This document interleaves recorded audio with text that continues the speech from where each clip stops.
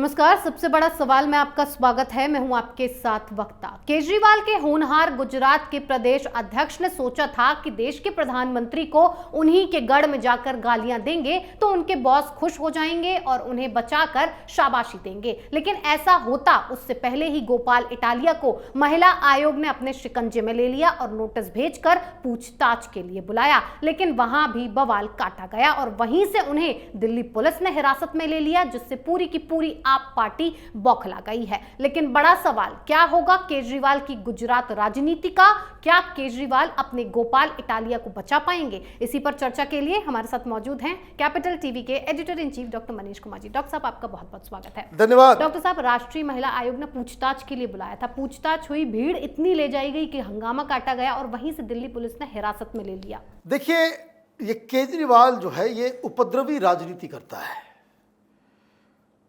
Italia को बुलाया गया कि भाई आप सवाल का जवाब दे दो, आपसे कुछ सवाल पूछने हैं जी। तो केजरीवाल ने अपने गुंडों को भेज दिया साथ में। भाई ये कोई भारतीय जनता पार्टी का दफ्तर तो नहीं है, प्रधानमंत्री या मुख्यमंत्री का घर तो नहीं है, आपके पॉलिटिकल अपोनेंट का तो घर नहीं है, वो एक सरकारी दफ्तर है, उनके पास कुछ रिस्पॉन्सिबिलिटीज हैं।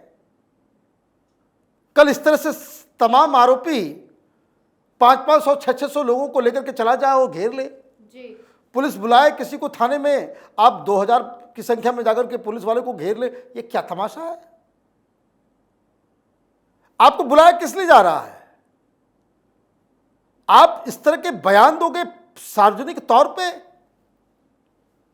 कि जो महिलाएं सत्यनारायण कथा, भागवत कथा को सुनने जाती हैं, वहां तालियां बजाती हैं, वो हिजड़े की तरह ताली बजाते हैं। ये इस तरह की गंदी भाषा का इस्तेमाल। आप हिंदू महिलाओं, हिंदू देवी देवताओं का मजाक उड़ाएंगे, आपसे कोई सवाल नहीं पूछेगा, बस इसलिए कि केजरीवाल ने तुमको चुन लिया है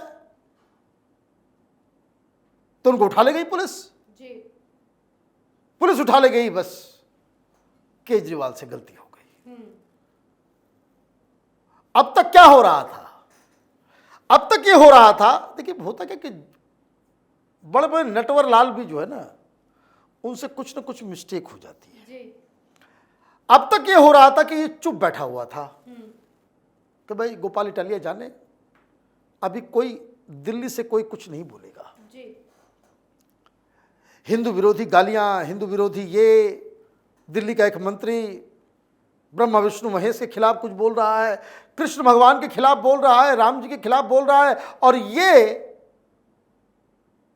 गुजरात में जाकर नौटंकी कर रहा था कि मेरा जन्माष्टमी के दिन हुआ, भगवान श्री कृष्ण का अवतार हूं मैं, गुजरात के कंसों का वध करने के लिए मुझे भेजा गया है। पहले तो फ्रॉड इतना बड़ा है, मैंने पता करवाया। आजकल गूगल का जमाना है, झूठ बोलोगे पकड़े जाओगे। और मैं ये कहता हूं, he is a pathological liar. 68 का जन्म है शायद इसका, 13 अगस्त को जन्माष्टमी थी, पैदा लिया ये 16 को। 13-14 में कंफ्यूजन हो सकता है, 12-13 में, भाई 4 दिन बाद तुम पैदा लियो, जन्माष्टमी को पैदा लिया हो। कितना बड़ा फ्रॉड व्यक्ति है ये, है? लेकिन गलती हो गई इससे। क्या गलती हो गई? अब तक तो ये चुप बैठा हुआ था, पर्दे के पीछे से खेल रहा था कि भाई हिंदू विरोधी जो गाली गलौज है वो मुस्लिम इलाके में बांट देना, मुसलमान वैसे ही बीजेपी के खिलाफ वोट करते हैं, कांग्रेस के बजाय हमको वोट दे देंगे। यही इसका गेम प्लान था। अब जब एनसीडब्ल्यू ने बुलाया और उसको उठा करके ले गए, बस एक ट्वीट इटालिया की तरफ से आया कि भाई पाटीदार समाज के खिलाफ भारतीय जनता पार्टी की घृणा है। भाई पाटीदार तुम क्या हो गए? पाटीदार के तुम बहुत बड़े लीडर हो गए, पीछे पीछे घूम रहे थे किसके? हार्दिक पटेल के जी। उसकी चमचागिरी कर रहे थे पीछे पीछे घूम घूम के। तो तुम्हारा नेता तो भारतीय जनता पार्टी में आ गया, पूंछ छोड़ दिया। छिपकली होती है, जान बचा के भागती है, तो अपना पूंछ जो है वो छोड़ के भागती है। तो वो तो उधर चला गया, पूछ बचा रह गया इधर, और तुम अपने आप को पाटीदारों का लीडर बड़ा समझने लग गए। अब उसने ट्वीट किया और केजरीवाल उसके बचाव में आ गए जी। अब ये बड़ा मिस्टेक हो गया केजरीवाल। झूठ बोलने वाले भी कभी कभी जो है वो राजनीतिक दांव पेच में फंसते नहीं। और जैसे ही तुमने इटालिया को डिफेंड किया नहीं, ये सारा कूड़ा हिंदुओं के खिलाफ जो गाली गलौज हो रहा था वो तुम्हारे माथे आ गया। संजय सिंह को मैं देखा ट्वीट कर रहा है, तुरंत अपने फेक मीडिया डिपार्टमेंट को जो है वो कहा होगा कि भाई इटालिया का पुराना फोटो लगाओ और जेल के अंदर जो है ग्राफिक्स बना दो, एक फोटो बना दो कि वो जेल के अंदर हो, और ट्वीट कर दिया। भाई कितनी बार तुमको उठा करके पुलिस ले गई, जेल में डालती है क्या? जिस वक्त ये तस्वीर तुमने तुरंत शेयर कर दी, पब्लिक को बेवकूफ समझ रखा है। तो ये अपने आप में बताता है कि इटालिया इसकी मजबूरी है जी। क्यों डिफेंड कर रहा है, यह भी समझ लीजिए। जिस फोर्ड फाउंडेशन ने केजरीवाल को इतने इनाम दिलवाए, इतना पैसा दिया कि इस देश के अंदर में उपद्रव करो, जी। उन्हीं दलालों का ये एक प्यादा है।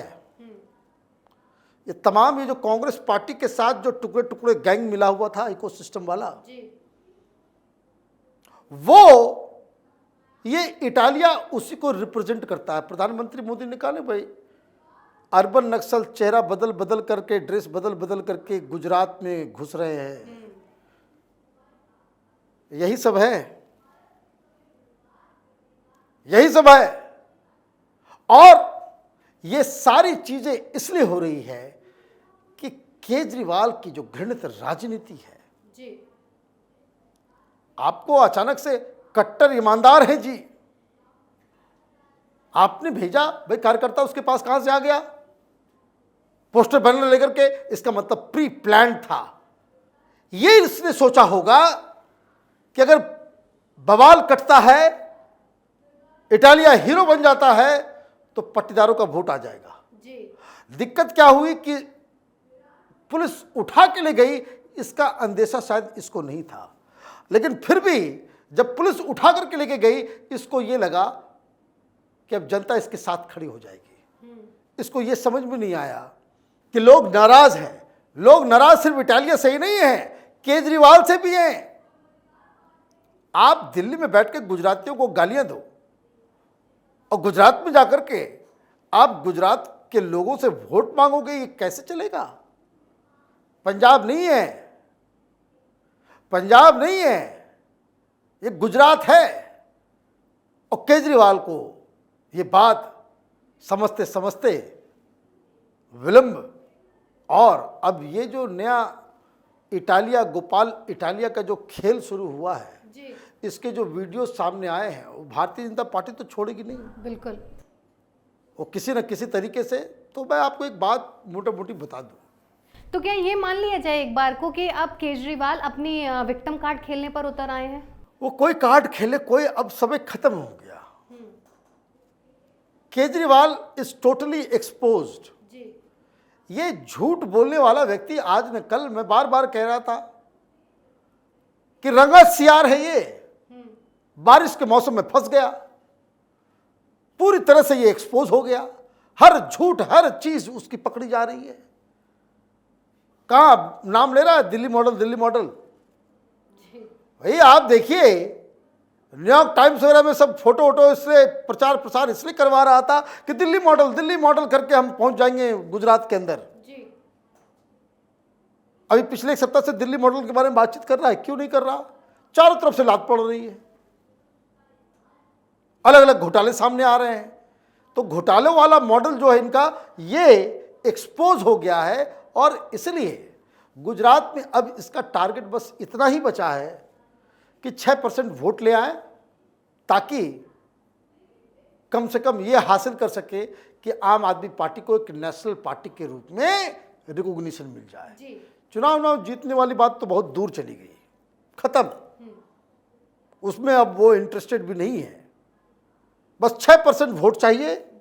पिछली बार 3 करोड़ के आसपास वोट पड़े थे गुजरात में, और पूरी गुजरात में इसको 24,920 वोट मिले थे। तो वो जो है वो बढ़ा करके पिछली बार 0.01% के आसपास वोट मिला था। इस बार ये 6% आना चाह रहा, उसी की कवायद है, उसी के लिए इतना ड्रामा है ताकि उसे नेशनल पार्टी का रिकॉग्निशन मिल जाए। उसके अलावा मुझे नहीं लगता है कि कोई ख्वाबों ख्यालों में ये अब सोच रहा होगा कि भाई वो वहाँ चुनाव जीत सके। जी डॉक्टर साहब, बहुत बहुत धन्यवाद इतनी जानकारी। धन्यवाद। यानी कि अब केजरीवाल सरकार गुंडागर्दी पर उतर आई है। पहले प्रधानमंत्री को गाली दो और अगर फिर पूछताछ के लिए बुलाया तो आप 100 से 150 आदमियों को लेकर पहुंच जाते हैं। क्यों? किस बात का डर था केजरीवाल को कि कहीं उनके खिलाफ कोई साजिश रची गई तो वो धमका सके। आप महिला आयोग के अध्यक्ष को धमका रहे हैं, हिंदू विरोधी लोगों के साथ रिश्तेदारी निभा रहे हैं और चाहते हैं कि गुजराती आपका गुणगान करें। पटेल समाज के लोगों में नाराजगी है। अगर ऐसा होता तो आपके पूरे गुजरात में बड़े बड़े एंटी हिंदू के पोस्टर्स नहीं लगते। केजरीवाल साहब अब तक समझ नहीं पाए हैं कि ये पंजाब या दिल्ली की भोली भाली जनता नहीं है, ये गुजराती हैं और गुजराती हिसाब के बड़े पक्के होते हैं। आपका हिसाब भी करने में पीछे नहीं हटेंगे। केजरीवाल के सारे पैतरे क्यों हुए फेल, सोचिएगा जरूर। फिर किसी और मुद्दे के साथ हाजिर होंगे। बने रहिए कैपिटल टीवी के साथ। नमस्कार।